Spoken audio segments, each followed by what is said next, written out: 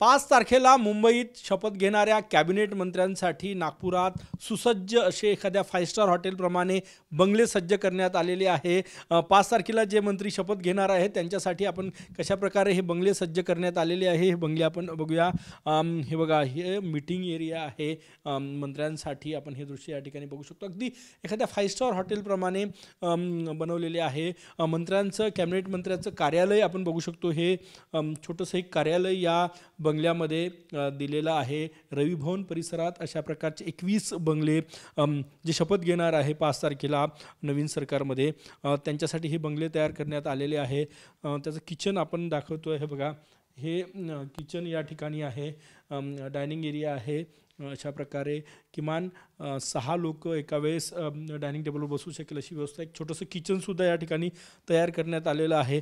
2 बेडरूमचे हे बंगले आपण या ठिकाणी बघू शकतो। सार्वजनिक बांधकाम विभागानं अशा प्रकारे एखाद्या 5 स्टार हॉटेलप्रमाणे हे बंगले सज्ज करून ठेवण्यात आलेले आहे। मीटिंग एरियामधनं आता आपण बेडरूमकडे जाऊया। ही एक गेस्ट बेडरूम आहे। मंत्र्यांसोबत जे कोणी गेस्ट असेल त्यांच्यासाठी अशी ही सुसज्ज रूम आणि मंत्र्यांसाठी तयार करण्यात आलेली ही बेडरूम आपण या ठिकाणी बघू शकतो। वुडन टेक्स्चर आहे या ठिकाणी। एखाद्या 5 स्टार हॉटेलप्रमाणे ही बेडरूम जी आहे ती तयार करण्यात आलेली आहे। हे दृश्य आपण बघू शकतो। या ठिकाणी अटॅच टॉयलेट बाथरूम असलेली ही बेडरूम, या ठिकाणी बसण्याची व्यवस्था आहे।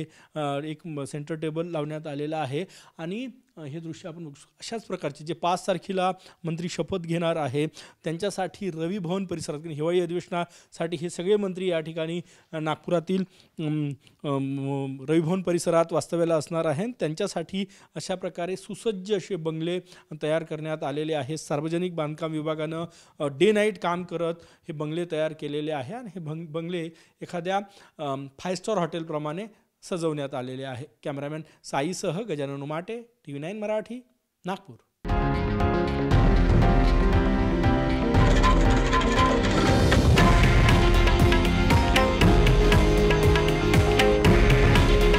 हे आहे देशातील नंबर 1 न्यूज नेटवर्क आणि आपण पाहत आहात TV9 मराठी।